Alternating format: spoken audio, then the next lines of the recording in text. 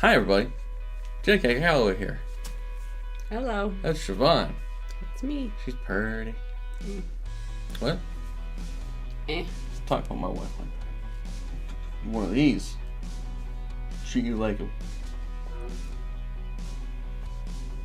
Chair just farted at me. Make her watch another Cultaholic video because they're awesome. But this time, ooh, it's someone Siobhan loves. And you don't even know what's been going on with her lately. She's the man, I know that. She's the man. Anyway, yeah. 10 things you didn't know about Becky Lynch.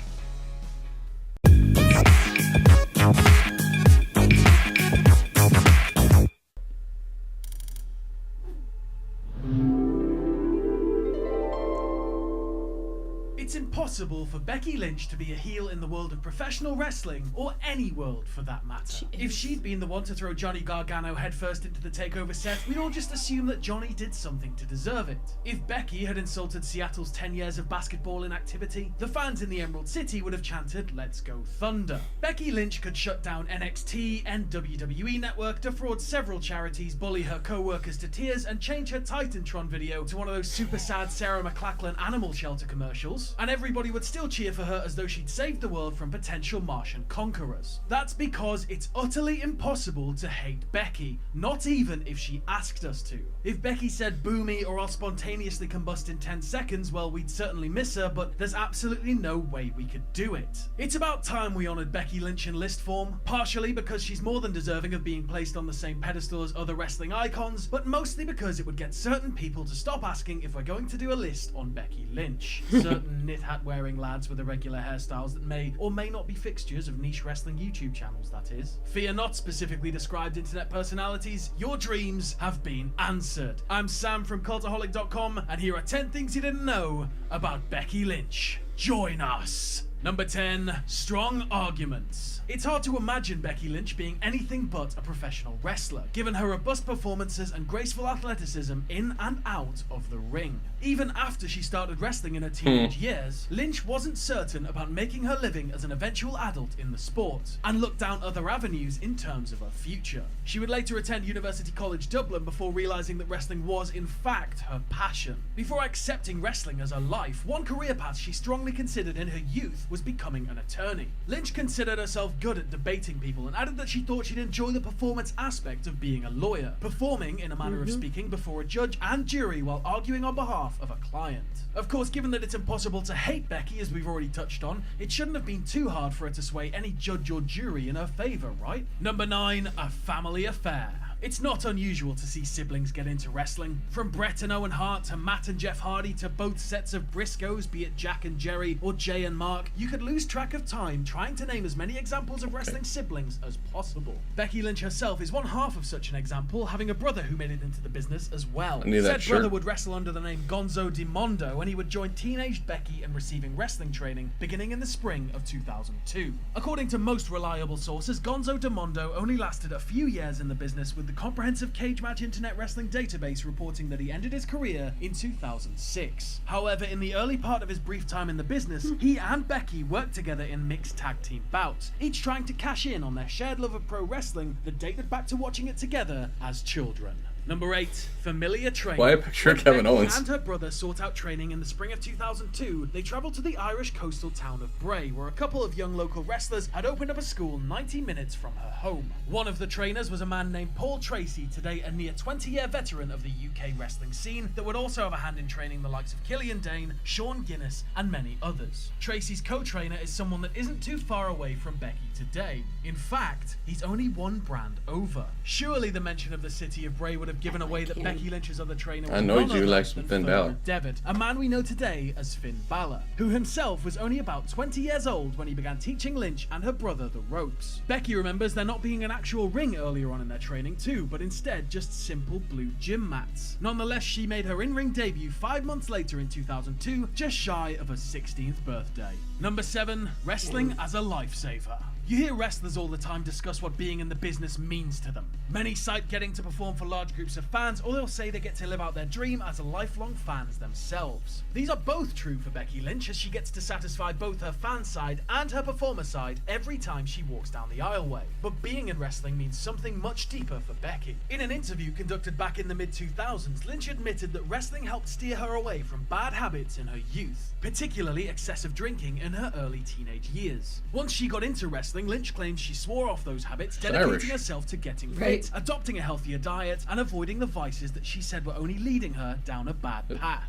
Without wrestling at the time, said Lynch, she's not sure where she would have ended up in life. Number 6, crossing paths around the world. Lynch worked her second WrestleMania match in 2017, taking part in a six-pack challenge for the SmackDown Women's Championship against Alexa Bliss, Mickie James, Naomi, Carmella, and Natalya. It certainly wasn't her first time sharing the ring with those women, in particular one Natty Neidhart, with whom Lynch had first shared a ring many, many moons ago. In November 2005, when Lynch was only 18 years old, she took part in an event at Korakuen Hall in Tokyo for the International Women's Grand Prix promotion. It was on that show that she would team with pre-WWE Natalya, as well as a wrestler named Nikita, the future Katie Lee Burchill, in a 6-woman tag. It's almost unfathomable that 2 young women's wrestlers would be in the same match at an event in Japan, and then wind up at the same WrestleMania match 11 and a half years later, but it demonstrates just how strange pro wrestling can be at times. Number 5, unusual fight. If Becky Lynch, Natalya, and Katie Lee Burchill working together in Japan more than a decade ago isn't weird enough for you, consider this seemingly random matchup.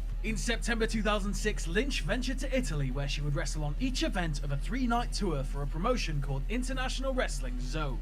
On the first night of the tour, Lynch competed in an intergender handicap match, teaming with Robbie Marino of CZW fame. Their opponent in that match, none other than Kevin Steen, aka Kevin Owens. It's odd enough that Kevin Owens once wrestled Becky Lynch, but that Becky would do so while teaming with the incredulous bystander from the oft-celebrated John Zandig Jesus video. If ever there was a hidden gem for WWE to somehow get their hands on, it would have to be this one. Plus, who knows, maybe the nostalgia conjured up by seeing Robbie Moreno on the WWE Network could bring us closer to the Zandig versus Dean Ambrose match we've all just wanted to see so deep down inside of us. Number 4, walking away. By 2006, Lynch had established herself as a special presence between the ropes while working under the name Rebecca Knox. Her work in Shimmer women's athletes demonstrated her cultured skill between the ropes, as matches with the likes of Allison Danger and Daisy Hayes, particularly a 30-minute 2 out of 3 falls match with Hayes, showed that Becky was years ahead of her time. But her meteoric rise would soon meet a disheartening detour.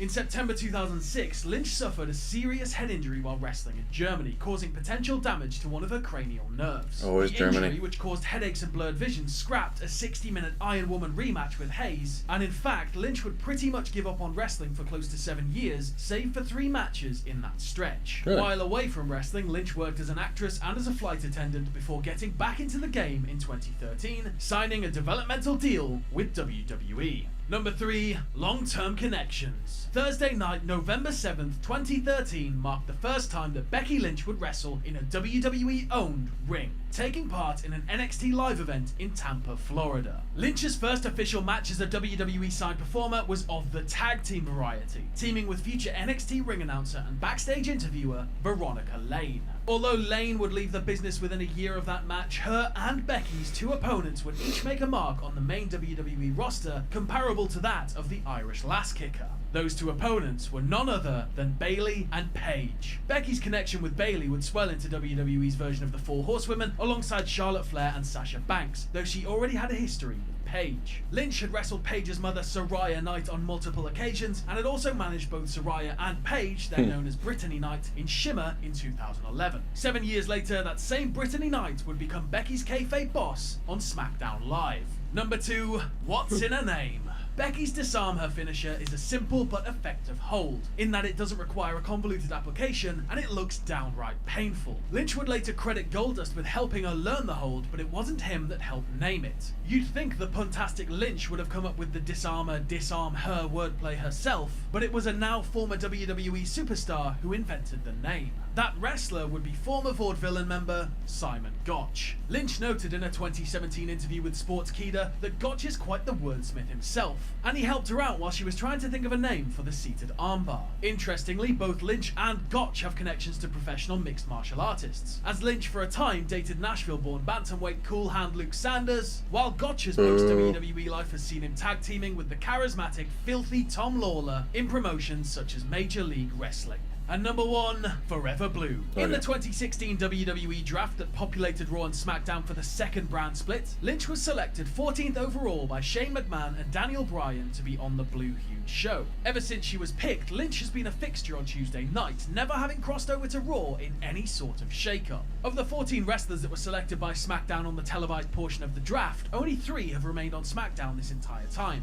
Becky, along with AJ Styles and Randy Orton. Lynch is also one of 3 females picked by SmackDown overall to have remained on the brand all this time, joining Naomi and Carmella in that regard. Given how much the shows have changed in the 2017 and 2018 Superstar shakeups, and how people like John Cena have these magical free agency clauses that allow them immunity, it's rarer to see a talent as valuable as Lynch remain on one show all this time. But it makes sense. If SmackDown is the less hateable show of the 2 brands, then the least hateable wrestler should be one of its centerpieces. And that's our list. I've been Sam from Cultaholic.com. You can follow me on Twitter here. You can follow all of us at Cultaholic. If you like what we do here at Cultaholic, you can check us out on Patreon. That's patreon.com/Cultaholic. And no matter what you do, don't ever forget to hit subscribe and join us. I feel like my closing video is a lot shorter than theirs. It's probably the same length. Yours is but that was a lot. Yeah.